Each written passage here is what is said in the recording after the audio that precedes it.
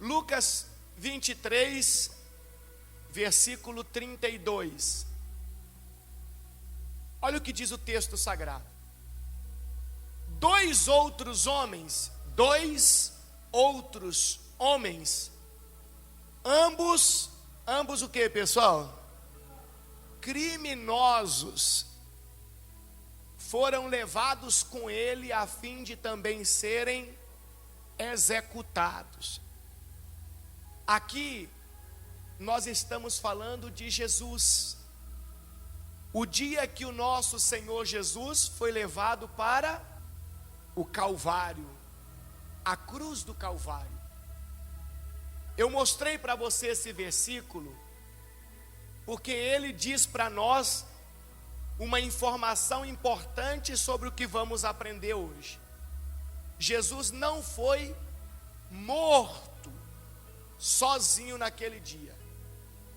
Pelo que a Bíblia nos mostra, tinham mais dois homens que iam ser mortos naquele dia. E foram levados os três para o Monte do Calvário. Quem está entendendo?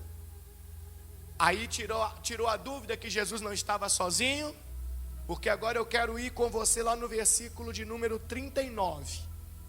Eu só mostrei o 32 para você entender o que a gente vai aprender aqui hoje. Versículo 39. Um dos criminosos,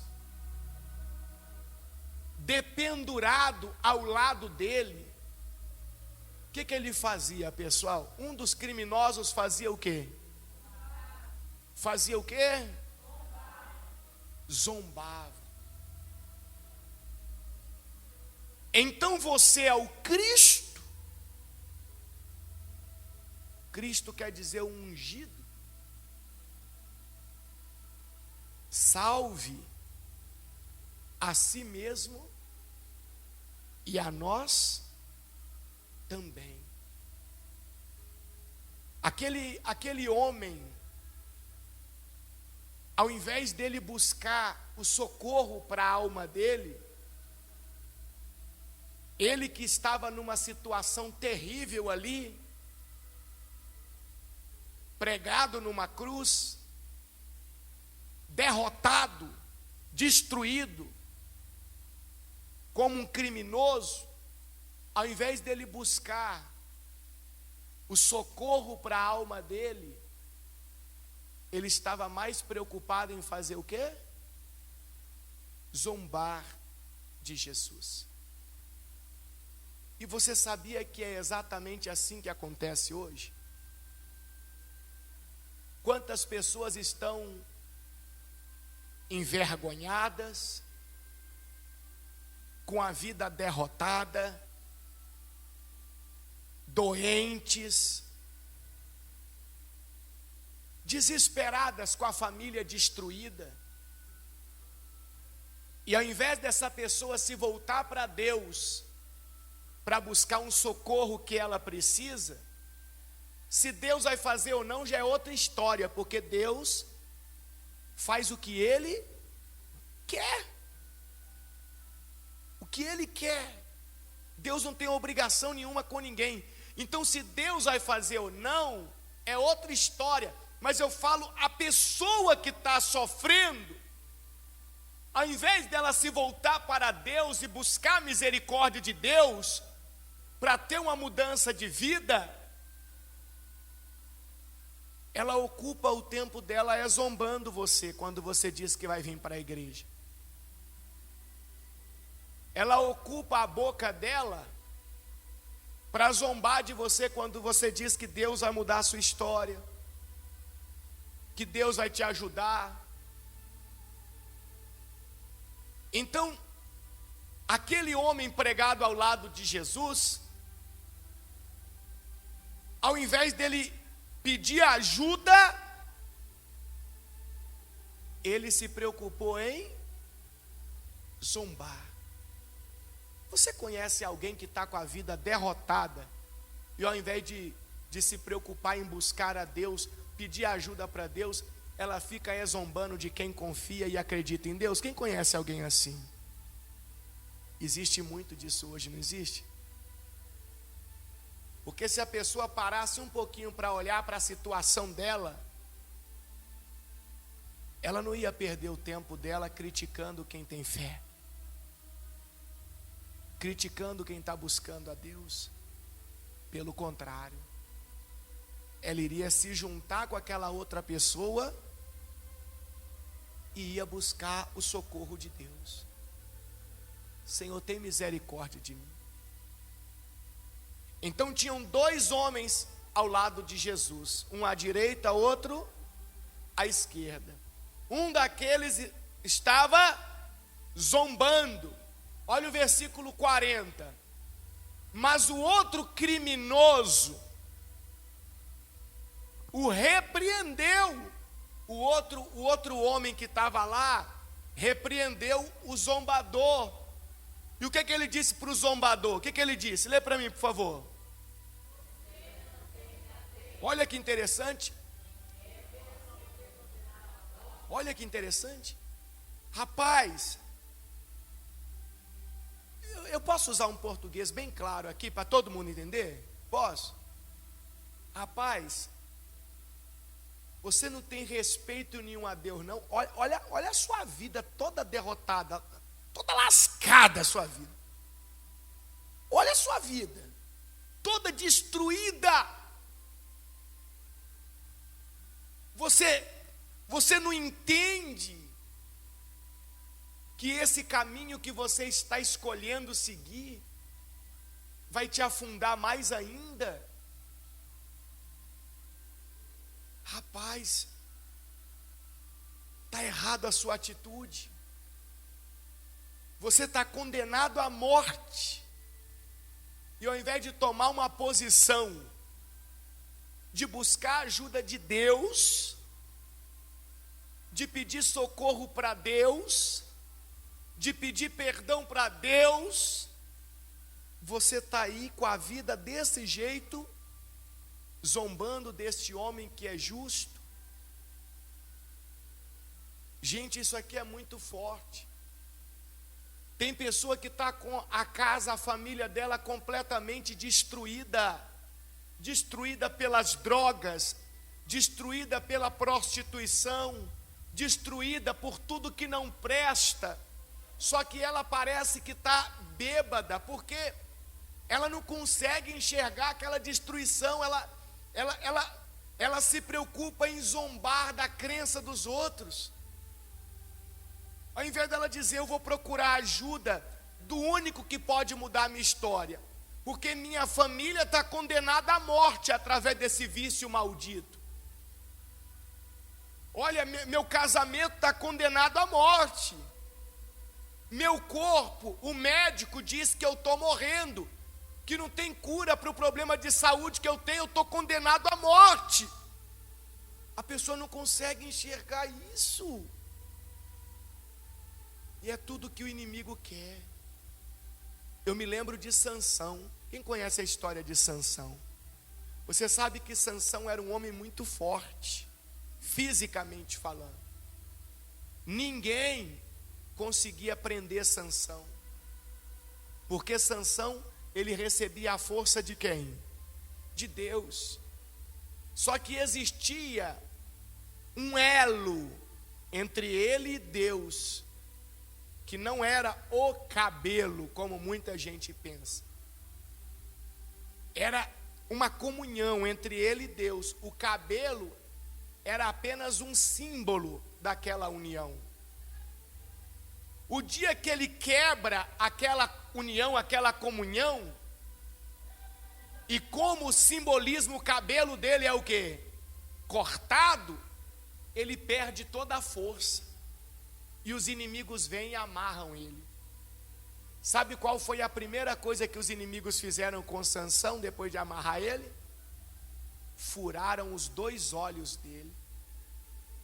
A primeira coisa que o inimigo faz com o ser humano é isso, é cegar ele, para ele não enxergar a situação que ele se encontra, a situação que ele está. Porque o ser humano, ele só acorda quando ele consegue enxergar a situação que ele está. Quando ele consegue perceber que ele está condenado à morte. Quando eu digo condenado à morte, você entendeu, pode ser o casamento, pode ser a família, pode ser o corpo físico dele, ou pode ser a empresa dele. Só quando ele consegue enxergar que ele está condenado à morte, é que normalmente ele toma uma posição. Mas enquanto ele não enxerga, ele continua agindo de uma forma totalmente errada. Ele continua agindo de uma maneira orgulhosa, arrogante, ignorante, e vai só afundando cada vez mais. Quando nós nos reunimos aqui para orarmos, para pedirmos a Deus socorro, nós estamos indo na contramão. É como se nós estivéssemos debaixo de uma pia, lavando constantemente os nossos olhos, para tirar toda e qualquer cegueira que o inimigo tente colocar, de maneira que nós consigamos ver como está a nossa situação e o quanto nós precisamos da ajuda de Deus. Então a primeira coisa que fizeram com Sansão foi o quê? Furaram os olhos. Você sabe, quem conhece a história toda de Sansão? Quem conhece? Conhece a história toda? Está lá no livro de Juízes. Depois você lê em casa, se eu não me engano é o capítulo 11. Depois você vai ler em casa. Deixa eu ver aqui, ó. Que aí você vai ler em casa, tá bom? A história toda, eu quero que você leia. Não, não é no 11 não. É no 13. Isso, no capítulo 13, 14, 15, 16. Pronto. 13, 14, 15, 16. Mas se você quiser ver a morte de Sansão, a história dos olhos, é no 16. Juízes capítulo 16. Você vai ler em casa. Olha só, presta atenção no que eu vou te dizer. Presta atenção. Reflita comigo. O que os inimigos fizeram? Furaram o quê? Os olhos. Quando você for ler a história de Sansão, você vai perceber que ele faz um concerto com Deus. Ele faz um concerto. E quando ele faz um concerto, volta a ter aquela aliança, o cabelo dele começa a crescer. Lembra que o cabelo era só simbólico, ok? Mas na medida que os dias iam passando, ou seja, que ele renovou a aliança dele com Deus, ele ia retomando o quê? A força. Só que por mais forte que ele ficasse, agora ele estava o que mesmo? Cego. Como que ele podia lutar de novo? Olha como é que o inimigo é esperto. O inimigo, ele não tem muito problema contra uma pessoa forte. O que ele não quer é que você enxergue. Ele não quer que você veja. Imagina você, um adulto, aqui dentro deste salão, com as portas fechadas, todas as luzes apagadas, você enxerga o quê? Nada. Aí eu pego uns 5 menininhos de 2 anos, 3 aninhos, porque é mais espertinho, coloco neles aquele óculos assim que enxerga no escuro, dou um pedacinho de pau para eles e falo para eles: desce a lenha naquela pessoa lá. por mais forte que você seja em relação às criancinhas, você só vai apanhar. Por quê? Porque você não enxerga e eles enxergam. É isso que o inimigo tem feito no mundo hoje. Você vê que as pessoas estão sofrendo, as pessoas estão vivendo uma situação terrível, mas elas não conseguem enxergar o que está acontecendo com elas. Por isso elas não se voltam para quem? Para Deus. Quando a pessoa consegue enxergar, ela toma uma posição. Então, vamos voltar lá no Lucas. Nós estamos no versículo qual? 40? Vamos lá no Lucas, capítulo 23, versículo 40, não é isso? 41? Então, olha o que o criminoso lá falou. Você não é ungido, resolve seu problema e o nosso. Zombando de Jesus. Em outras palavras, estou até ungido nenhum aí não. O outro falou, rapaz, você não respeita a Deus, você está condenado à morte. Ao invés de você buscar ajuda, você está zombando desse justo. Igualzinho. E olha o que ele disse lá para o outro. O outro criminoso repreendeu, olha lá. Você não teme a Deus, nem mesmo ao ser condenado à morte? Nós merecemos o quê? Morrer por nossos crimes.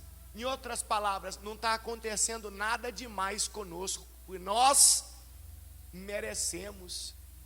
Olha o reconhecimento aqui, dos erros. Por que está acontecendo isso comigo? Olha os olhos abertos. Olha a pessoa que está enxergando. Eu estou sofrendo por causa disso e disso e disso. Mas este homem, ou seja, Jesus, não cometeu mal algum. Este homem não cometeu mal algum. Ele não fez nada ilícito. Nada. Ele não fez nada que o colocasse nessa situação. Esse homem é um homem justo. Esse homem, ele é o enviado do próprio Deus. Ele é o próprio Deus. Ele é o Salvador. Ele é quem pode nos ajudar. Mas você, aí do outro lado, está jogando fora a oportunidade, a única oportunidade de ajuda que você pode ter na sua história, na sua vida. Você está jogando fora, por causa do seu orgulho, da sua arrogância, por causa da sua cegueira. E olha o que aquele homem disse. Então ele disse, isso aqui é muito forte. O humilde aqui, o que estava enxergando a situação dele. Jesus, lembre-se de mim quando vier no seu reino. Lembra-se de mim, Jesus. Salva minha alma. Me ajuda. Eu creio que o Senhor pode me ajudar. O do lado de lá estava o que mesmo? O do lado de lá estava zombando. E o do lado de cá estava pedindo o quê? Ajuda, misericórdia. Quem faz a escolha somos nós. Muitas pessoas zombam de você quando você vem para a igreja no culto de oração. Talvez dentro da sua própria casa tem gente que zomba de você. No meio de sua própria família, de seus colegas de trabalho, de seus amigos, zombam de você. Às vezes não zombam com palavras, mas zombam com pensamentos, com olhares do tipo, é um besta mesmo, já vai para a igreja de novo, como se a igreja fosse resolver algum problema da vida dele. Realmente uma coisa, o zombador está certo. A igreja não resolve o problema de ninguém. Agora o erro dele é que ele esqueceu que a Bíblia Sagrada diz que aonde se reúnem 2 ou 3 pessoas em nome do Senhor, o próprio Senhor está presente. Então ele fala como se a igreja fosse resolver. A igreja não. Quem pode resolver o meu problema é o Deus Todo-Poderoso que se manifesta na igreja, porque tem 2 ou 3 ou mais irmãos reunidos em nome dele. Jesus está aqui nessa noite. Quando você orou aí, você profetizou a mudança de vida, pediu socorro, orou por sua casa, orou por sua família, orou por seu casamento, orou por sua vida econômica, orou por seu trabalho. Jesus estava aí, perto de você, ouvindo tudo que você estava falando, tudo que você estava orando. É por isso que acontece o milagre. Não é a igreja. Satanás cegou tanto as pessoas que as pessoas enxergam como se a solução fosse a igreja. Não! O local de oração é apenas o lugar de reunião. É o lugar onde as pessoas se juntam para que a palavra de Deus se cumpra. É 2, é 3, é 4, é 10, é 15, é 20. Em nome do Senhor, o próprio Senhor se manifesta ali. E aonde Deus está, aonde a luz de Deus está, o que acontece com as trevas? São dissipadas. Então se eu entrei aqui nesta reunião, nesse culto hoje, carregado de trevas, olha a reflexão, olha como que é forte. Se eu entrei carregado de trevas, quando todo mundo começou a orar em nome de Jesus, a luz de Deus brilhou. Na hora que a luz de Deus brilhou, o que aconteceu com as trevas que estavam em mim? Foram dissipadas.